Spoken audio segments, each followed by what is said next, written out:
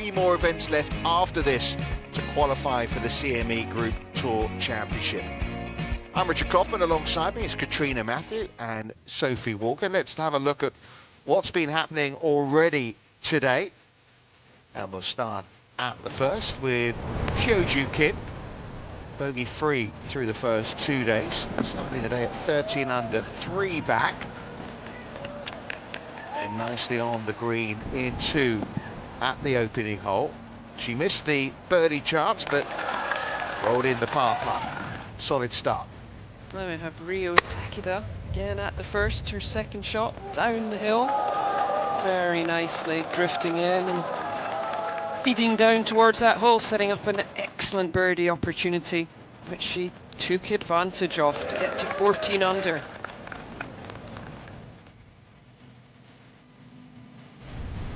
And past champion Minjee Lee, the 6 back, entering Saturday. That was a birdie there on the second hole.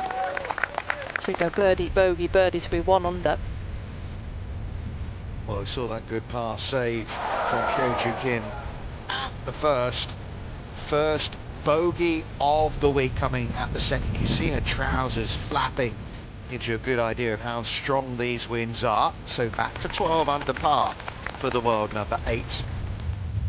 Here we are in the second. Brooke Matthews, the American, 3-wood, launching it up the hill, landing it short, running up the tier. Just kept getting closer and closer. What a fantastic shot for eagle at the second. And to take the lead at 17 under par.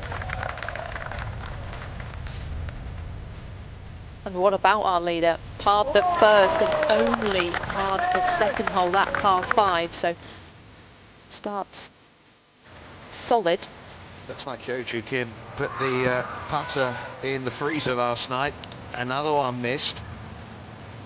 Another 3 putt. You wait all week for a bogey, then 2 come along at once. She was back to 11 under. And then Aileen Kim on the 7th. Or sneaking in her 4th birdie of the day, and we're not seeing as many low scores, so that's... So let's look back at what's gone on in this 3rd round, and we'll start with the player who is leading the way, Se-Young Kim. I suppose like yesterday really, it was a slow start. Yeah, bogeyed 4th, comes back there with a birdie at the 5th. That's Antoka's putting well, isn't she? She is. It was all pars, and then she started rolling in a couple of birdies heading to the end of her back 9. Yeah, that was the start of 3 in a row. Back to the leader.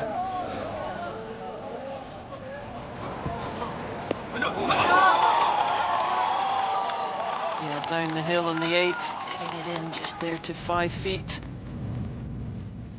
Knocking that in for the birdie too.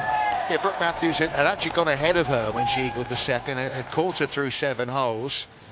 And Matthews, you know, was going toe to toe, Sophie. Yeah, she really was, and just hitting nice little chips. She was striking the ball well. That eagle early on was great for her, but saying with just 3 putted 9, and this one meant something. Gets her back into the lead at 18 under with that birdie there on 10. And she'll be hoping tomorrow, Katrina, this putter stays hot for her, because, I mean, we've been saying she's holed almost 400 feet worth of putts this week. Yeah, and to me this was nearly the shot of the day. A lovely, beautifully controlled little wedge in there. Nearly going in. But Brooke Matthews at this point was just going toe to toe with her. Both birdieing that hole.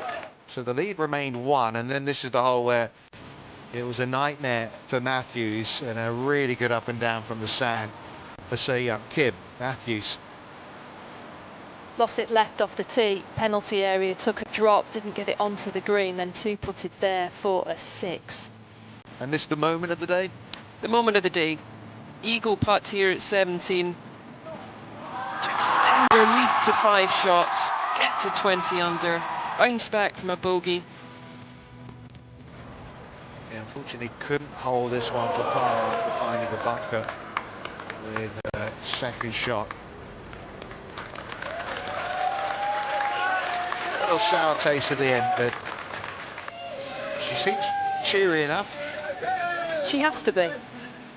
Keep going on about how long that she hasn't won for, but the display that we've seen here, looking to go wire to wire around their own people, but they're out here. It's not been great conditions today, is it, to play golf in, but never mind, I wouldn't fancy watching in it. And they have stayed with her, cheering her on. We've been saying all day, anything under 70 is a good round of golf out there. She shot 69 and has extended her lead. It was 3 going out this morning. It's now 4. I mean, 19 under par coming into this week. I'm not sure I saw that as through 3 rounds. No, absolutely not. Not in the conditions, and especially today. I mean, as you say, anything under 70 today is a really good score in those very difficult conditions. I mean, we've got 2 players there tied second, Yelimino and Nasa Hataoka. I mean, is there anyone that's particularly the biggest danger towards Se-Young Kim, or is it herself? It's always yourself when you've got that lead. But Yelimino